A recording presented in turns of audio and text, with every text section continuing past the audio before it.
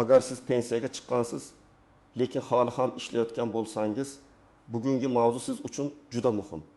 Chunki ish staji davom etayotgan pensionerning pensiyasi qayta hisoblanishi mumkin, lekin ko'pchilik aynan qachon, qanday tartibda, qaysi hujjatlar bilan va nimaga e'tibor berish kerakligini bilmagani uchun o'ziga tegishli pulni vaqtida ola olmaydi. Men bugun ishlovchi pensionerlar uchun qayta hisoblash masalasini oddiy tilda, misollar bilan amaliy tomondan tushuntirib beraman. Bu ma'lumot nafaqat hozir ishlayotgan pensionerlarga, balki ularning farzandlariga, buxgalterlarga, kadrlar bo'limida ishlaydiganlarga va yaqin orada pensiyaga chiqadigan fuqarolarga ham tegishli. Shuning uchun hoziroq kanalga obuna bo'ling. Videoga like bosing. Chunki bunday ma'lumotlar bir kun kelib albatta kerak bo'ladi. Avvalo eng asosiy savoldan boshlayman. Ishlovchi pensioner deganda kim tushuniladi? Bu pensiya tayinlangandan keyin ham mehnat shartnomasi asosida korxona, tashkilot yoki muassasada ishlashda davom etayotgan shaxsdir. Masalan, kishi 6 yoshga to'lib yoshga do'yib pensiyaga chiqqan, unga pensiya tayinlangan. Lekin u o'qituvchi, qorovul, shifokor, haydovchi, hisobchi, muhandis yoki boshqa lavozimda ishlashda davom etyapti. Mana shu holatda u ishlovchi pensioner hisoblanadi. Oldin ko'p odamlar orasida shunday tushuncha bor edi. Pensiyaga chiqqandan keyin ishlasa, pensiya kamayib qoladi yoki umuman to'xtatiladi. Ayrim davrlarda haqiqatan ham ishlovchi pensionerlarga pensiya to'lash bo'yicha cheklovlar bo'lgan. Ba'zi toifadagi ishlovchi pensionerlarga pensiyaning ma'lum qismi to'langan, ayrimlariga to'liq to'langan. Shu sababli odamlar orasida ishlasam pensiyamdan ayrilib qolaman, rasmiy ishlamasam yaxshiroq, pensiya jamg'armasiga borib yurmasam ham bo'ladi degan noto'g'ri qarashlar shakllangan. Hozirgi tartibda esa asosiy yondashuv boshqacha. Pensioner ishlashi mumkin, ko'plab holatlarda pensiya olishda davom etadi. Lekin ish davomida o'tirgan staj va to'langan ijtimoiy soliq, ish haqi ma'lumotlari pensiyani keyinchalik qayta hisoblashda ahamiyat kasb etadi. Ya'ni odam pensiyaga chiqdi degani uning mehnat tarixi shu joyda to'xtadi degani emas. Agar u rasmiy ishlashda davom etsa, uning keyingi davrdagi ishlagan yillari ham ayrim shartlar asosida hisobga olinishi mumkin.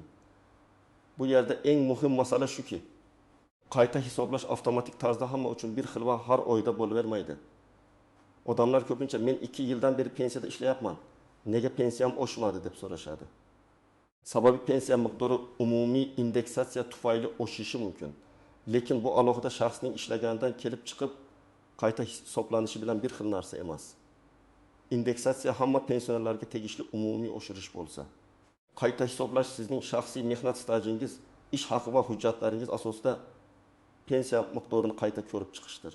Men ko'p uchratadigan xato shuki, odamlar pensiya miqdori faqat yoshga yetganda bir marta hisoblanadi va keyin uni o'zgartirib bo'lmaydi deb o'ylashadi.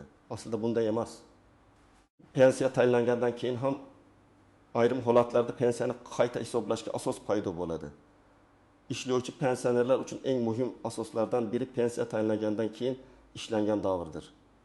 Masalan, sizga pensiya tayinlangan paytda umumiy ish stajingiz 3 yil bo'lgan. Pensiyaga chiqqaningizdan keyin yana 3 yil rasmiy ishladingiz. Bu 3 yil umuman befoyda ketdi degani emas.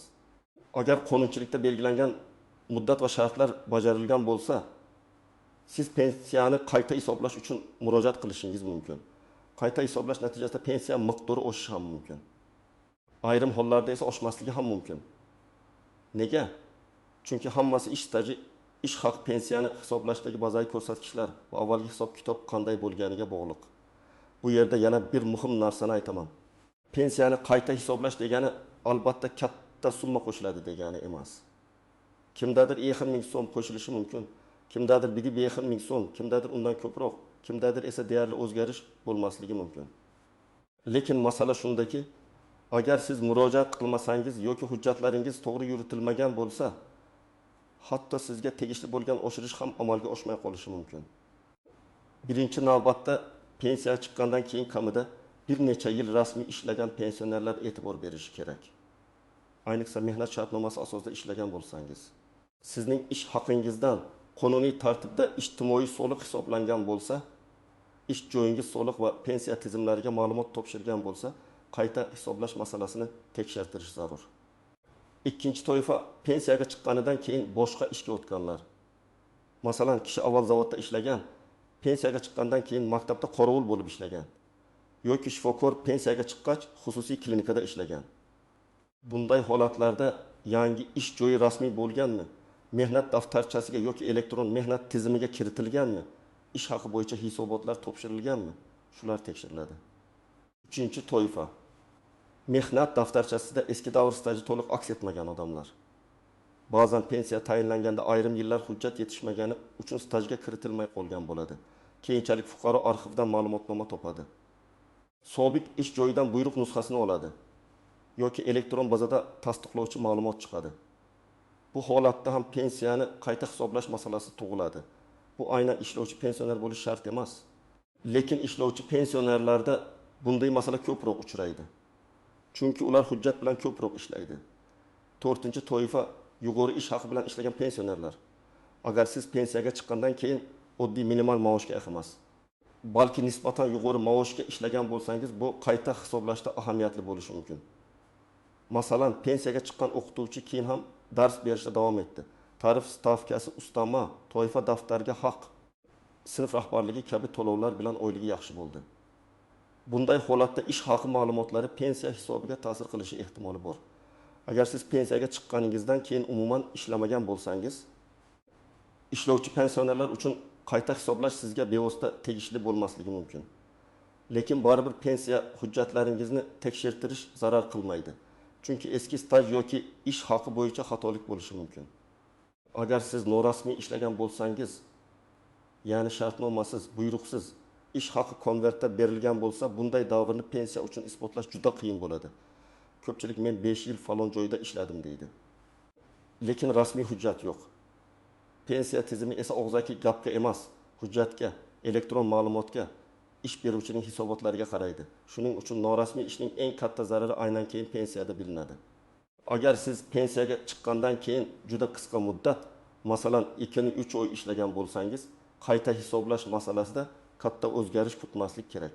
Chunki pensiya hisobida odatda davomiy staj va ish haqi ahamiyatli bo'ladi. Lekin bu ham umuman befoyda degani emas.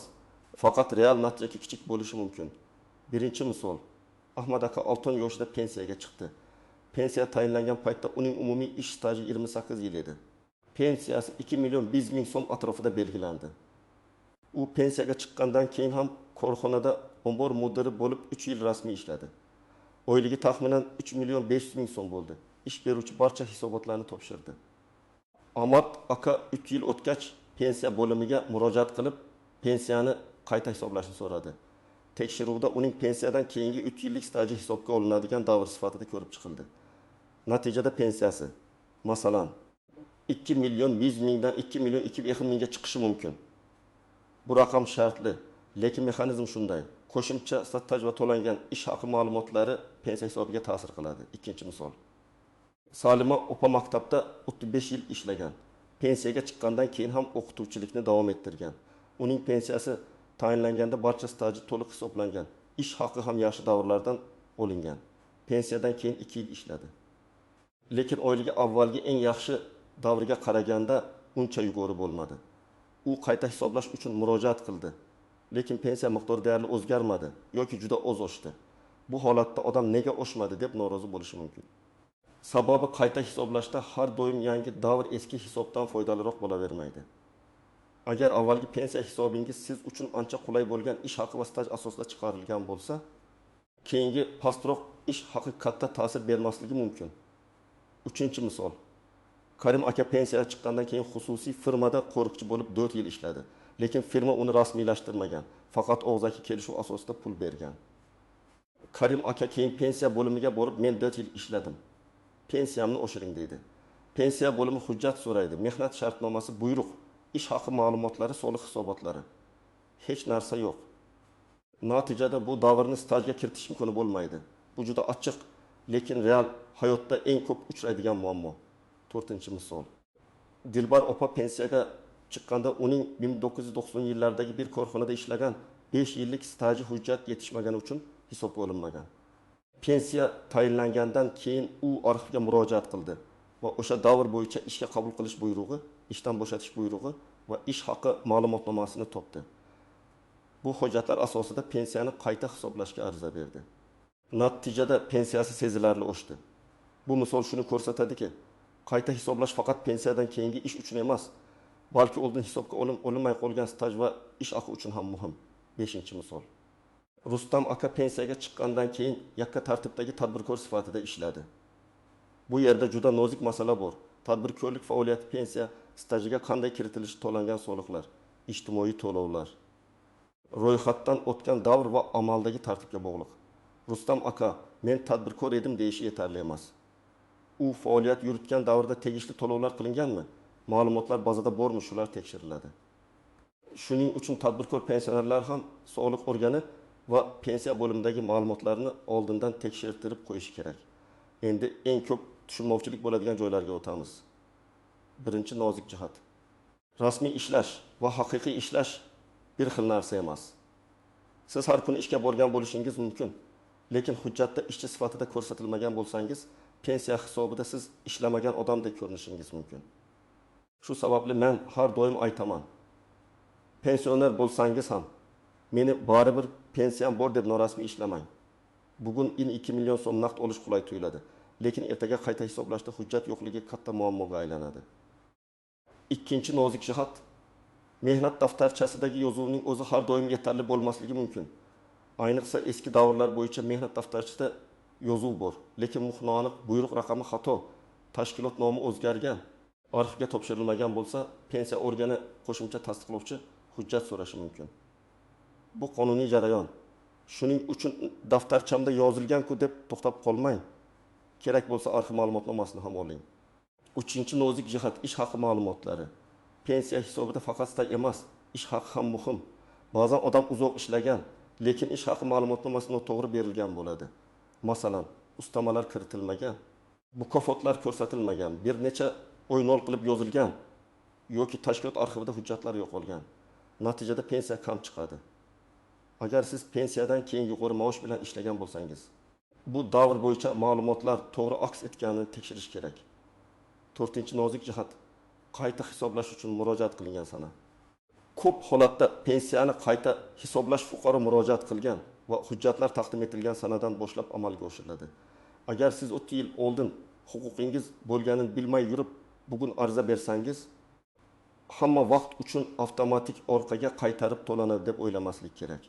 Ayrim holatlarda orqaga to'lov bo'lishi mumkin. Ayrim holatlarda esa yo'q. Bu xatolik kim tomonidan bo'lganiga va hujjatlar qachon taqdim etilganiga bog'liq. Shuning uchun kechiktirmaslik juda muhim. 5-nozik jihat, pensiya turi. Yoshga doir pensiya, nogironlik pensiyasi, boquvchisini yo'qotganlik pensiyasi bo'yicha qayta hisoblash tartibi bir xil bo'lmasligi mumkin. Men bugun asosan yoshga doir pensiya olib ishlayotgan pensionerlar haqida gapiryapman. Agar siz nogironlik pensiyasi olayotgan bo'lsangiz yoki boshqa turdagi pensiya bo'lsa, albatta alohida maslahat oling. Chunki u yerda tibbiy xulosa, nogironlik guruhi, mehnat layoqati va boshqa shartlar ahamiyatli bo'ladi. 6-nozik jihat, tashkilotning hisobot topshirmasligi. Siz rasmiy ishga kirgan bo'lishingiz mumkin, lekin ish beruvchi soliq yoki mehnat tizimlariga hisobot noto'g'ri topshirgan bo'lishi mumkin. Masalan, ishga qabul sanasi kech ko'rsatilgan, maosh kam yozilgan, xodimning pasport yoki JSH raqami noto'g'ri kiritilgan. Natijada tizimda sizning stajingiz to'liq ko'rinmaydi. Bunday holatda pensioner aybdor emas, lekin muammoni hal qilish uchun baribir ish beruvchi bilan bog'lanish, tuzatish kiritish kerak bo'ladi. 7-nozik jihat. Umumiy pensiya oshirilishi bilan shaxsiy qayta hisoblashni aralashtirmang. Davlat tomonidan pensiyalar oshirilganda sizning pensiyangiz ma'lum foiz yoki miqdorda ko'tarilishi mumkin. Bu hamma uchun umumiy jarayon. Lekin ishlovchi pensioner sifatida pensiyani qayta hisoblatish alohida ariza va alohida asos talab qilishi mumkin. Shuning uchun pensiyalar oshdi. Demak, mening ishlagan stajim ham hisoblandi deb o'ylash xato.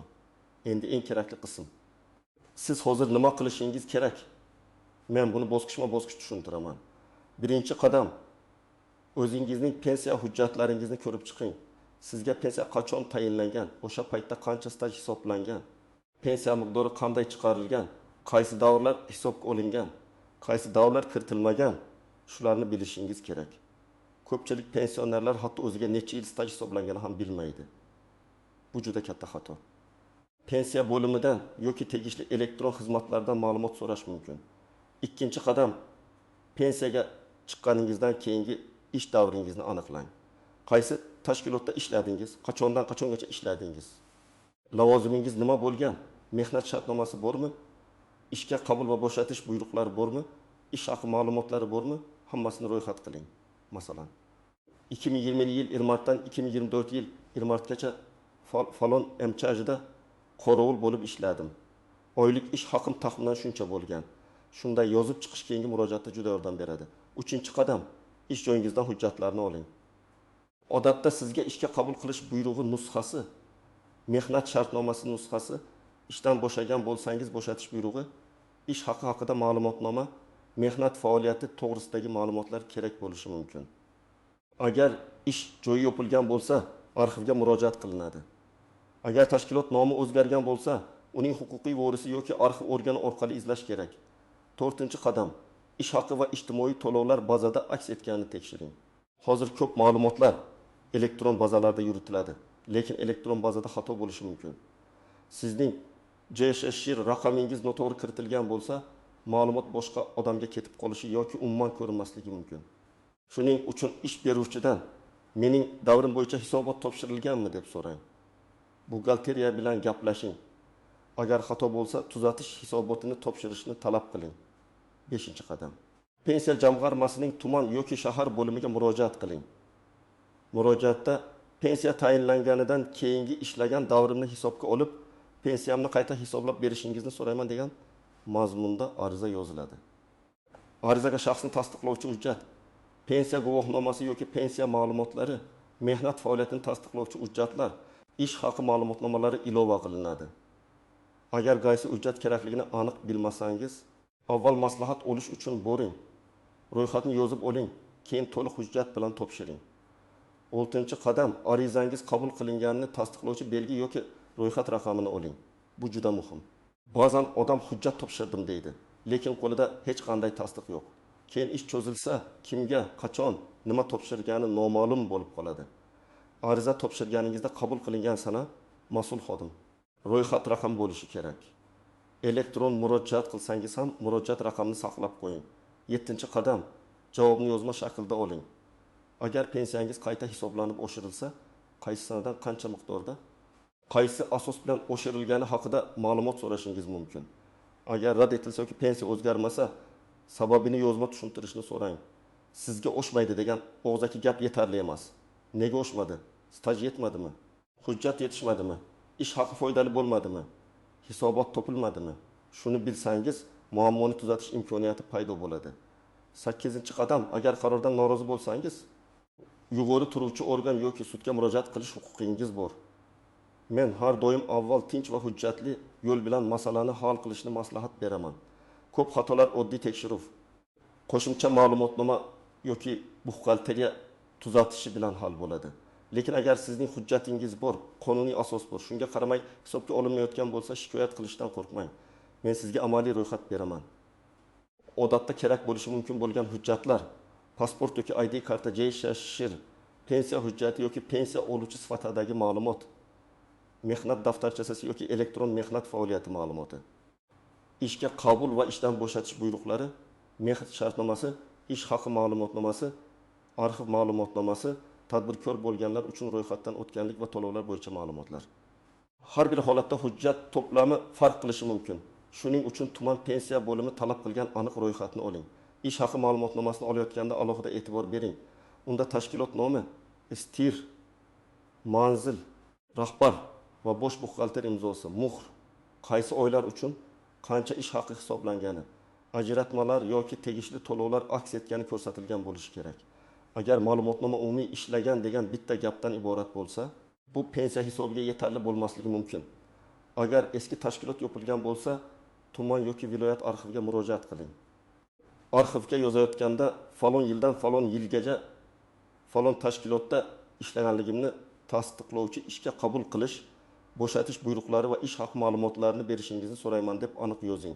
Tashkilotning eski nomini, taxminiy manzilini, lavozimingizni, ishlagan yillaringizni ko'rsating. Qancha aniq yozsangiz, arxiv topish shuncha oson bo'ladi. Bugungi mavzuning asosiy gapi shuki, pensiyaga chiqqandan keyin rasmiy ishlash siz uchun befoyda emas. Ishlovchi pensioner sifatida keyingi stajingiz, ish haqi ma'lumotlaringiz, va to'langan ijtimoiy to'lovlar pensiyani qayta hisoblashda ahamiyatli bo'lishi mumkin.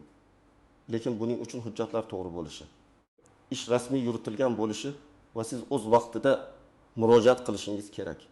Men sizga eng muhim maslahatni yana bir bor aytaman. Pensiya masalasida og'zaki gapga ishonib qolmang. Hamma narsani hujjat bilan tekshiring. Ish joyingiz rasmiylashtirilganmi? Maosh to'g'ri ko'rsatilganmi? Staj bazada bormi? Pensiya bo'limiga ariza topshirilganmi? Bularning hammasi sizning pulingizga bevosita ta'sir qiladi. Agar siz yoki yaqinlaringiz pensiyada ishlayotgan bo'lsa, buguna hujjatlarni tekshirtiring. Kommentariyada yozing. Siz pensiya chiqqandan keyin ishlaganmisiz? Qayta hisoblash uchun murojaat qilganmisiz? Natija qanday bo'lgan? Videoga like bosing, kanalga obuna bo'ling va bu videoni ishlovchi pensioner tanishlaringizga yuboring. Chunki bitta to'g'ri ma'lumot odamning oylik pensiyasini oshirishga sabab bo'lishi mumkin.